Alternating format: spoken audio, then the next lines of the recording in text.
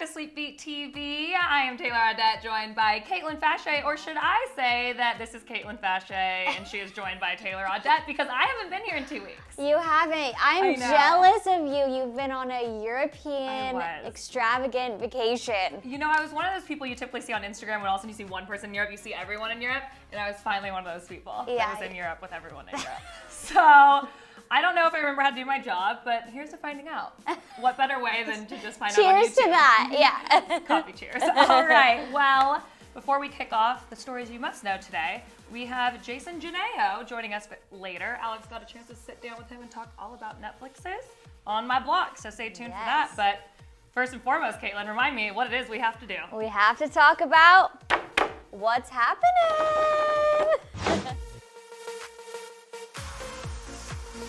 What is happening here in the U.S.? There's so many things that are happening this week. Yeah, let's first talk about Cole Sprouse. And I'm going to put it out there, I'm going to be quoting Variety a lot throughout this interview because Variety, he actually sat down with Variety's Power of Young Hollywood issue, and Cole talked about and reveals that he almost did not play Jughead in Riverdale. Yeah, he auditioned for Archie originally, and he said that he would like to play more of an outcast part, right? Yeah, that's basically what he said. And can you imagine, it's so funny when you end up hearing about who auditioned for what and who they end up actually, you know, casting in those roles. Yeah. Because you couldn't imagine it any other way. Like, who else would be Jughead?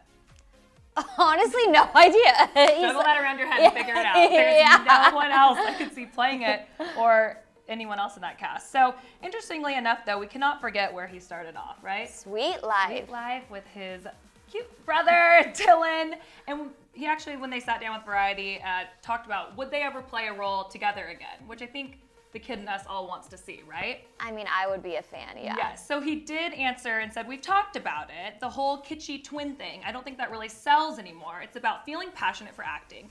If it's a cool project, I don't have a problem with that.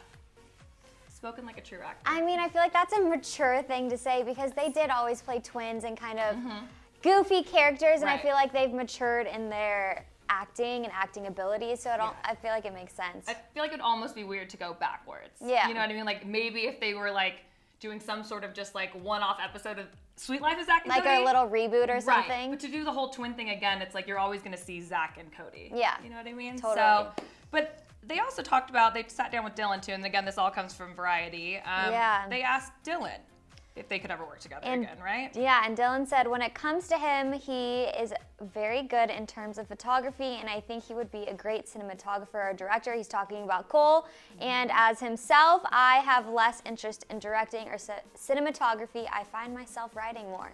So maybe they wouldn't be on the screen, but they would work together off the screen. Right. Behind the scenes. I would just like to hear one of my siblings talk about me the way in which Dylan and Cole talk about each other. Yeah, they build each other up. They do. They know their strengths. They complement their strengths. They don't just point out their weaknesses. God. That's what brothers are for, right? I guess so. Yeah, I don't know. I'm still finding out what they're for. No, I'm kidding. I love my brothers. But it's cool to see two people and brothers at that in the same field. And I'm awaiting that film or TV show, let me tell you right now. So, all right. Well, to be determined. We'll get back to and see if that actually comes to fruition. Exactly. Next up. Kind of another throwback, right? A little bit, yeah. It's not even Thursday. What are we doing? Throwback Thursday. Camila Cabello actually sat down again with Variety, and she's on the cover of Variety, and she touches upon why she hasn't necessarily kept in touch with her fellow Fifth Harmony bandmates. Yes. Everyone, when the Fifth Harmony, broke up, if you will say, or, went their separate ways, it just always seemed like there was a feud, right? Like what possibly, obviously something went wrong, or, their careers, there was a fork in the road, they went different ways. But she told Variety, it's not because there's any animosity left. Just the course of our lives have drifted. But if I saw any of them at an awards show, I would say hi, and it would be totally cool. It feels like there's been a reset just because of the amount of time that has passed. Which, I feel like it hasn't been that much time. Camila left in 2016, so it's been 3 years ago. It's been like 3 years, so I feel like they probably haven't changed that much. But their lives has it. If you think about like their 3 years, like she's been on tour with Taylor Swift. That's true. She's had multiple hits out. She's now seen dating, allegedly, I think it's clear. I mean, they're locking lips, for goodness sake. Shawn Mendes, like. I don't know if that's real. I'm just going to put that out in the universe. That I think. Okay, well, I actually do think it's real. Really? And I am the #1 skeptic. I'm always weary of anything, and I don't really believe most anything in which I see in the headlines or whatnot. But yeah. Okay, their song, Senorita, came out. And then, so most people would like maybe act as though they were dating to get publicity for the song, and then when the song launched, you know what I mean? Like it would get more eyeballs and views on the song because you're wondering if they're dating. They kept this whole thing somewhat private and didn't really come out into the public as a couple holding hands, kissing in the ocean, all those things that couples do. Yeah. So I've been told. But I feel until like after. I feel so like what was the point? It's a Taylor Swift move. I think they're pulling a Taylor Swift move on all of us. She's like seen with the guy after the fact. Is it always after the fact with Taylor? Not always, but I feel like it has been. I don't think it matters if it was before or after. I just don't believe it. It's because they put out a song together and all of a sudden, now they're in a relationship and they're seen kissing and holding hands. I don't believe it.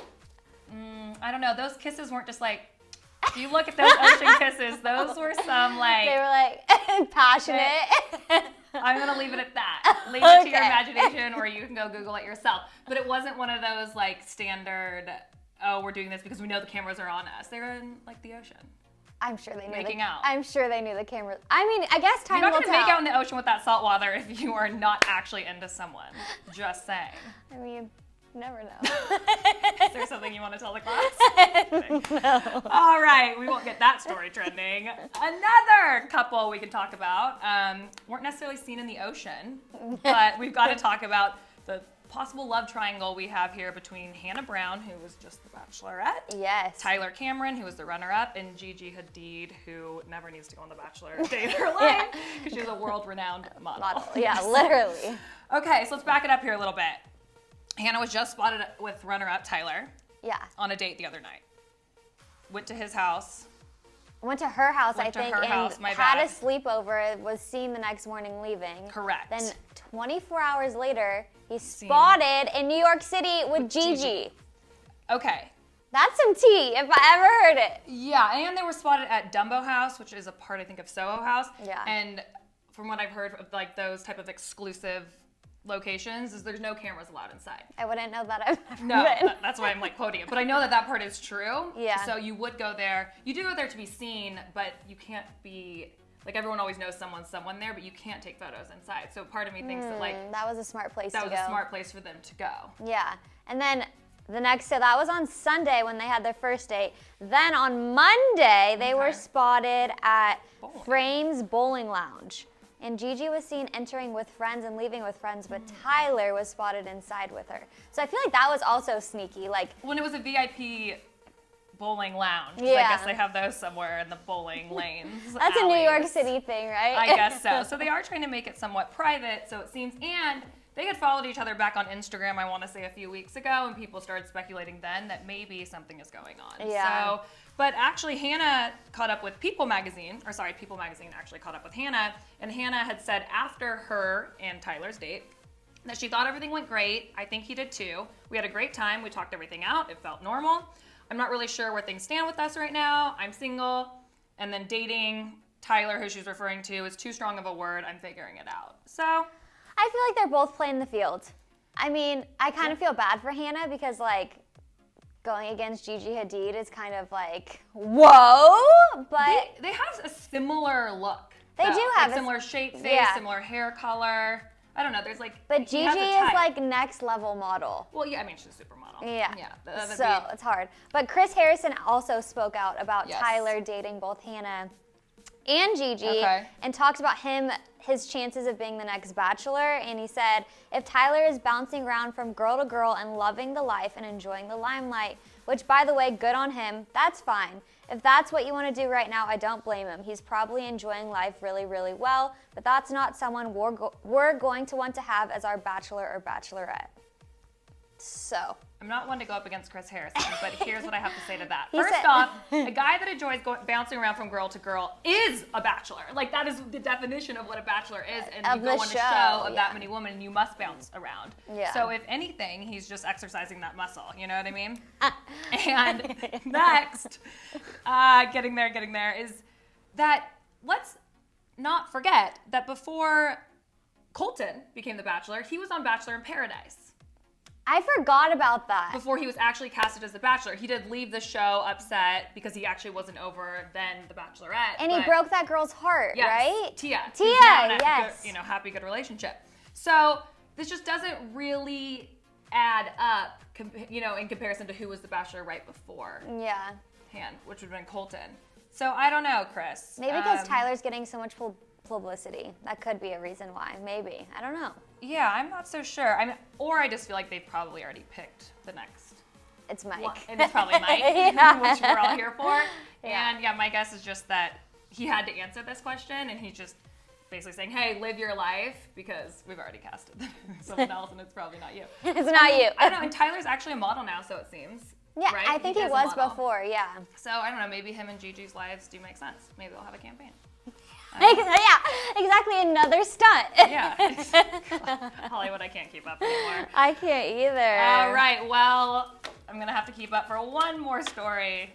Rihanna has a look-alike, you guys. Yeah, a mini me. It's crazy. This little girl, Skyy, I think that's how you pronounce her name, posted on Instagram, serious face as her caption, and she literally is Rihanna's twin. All of these celebs commented about it. Lala Anthony, Miranda Kerr, Snoop Dogg even said, when did you have a baby? Cameron Mahogany suggested, yo, I think they cloned you.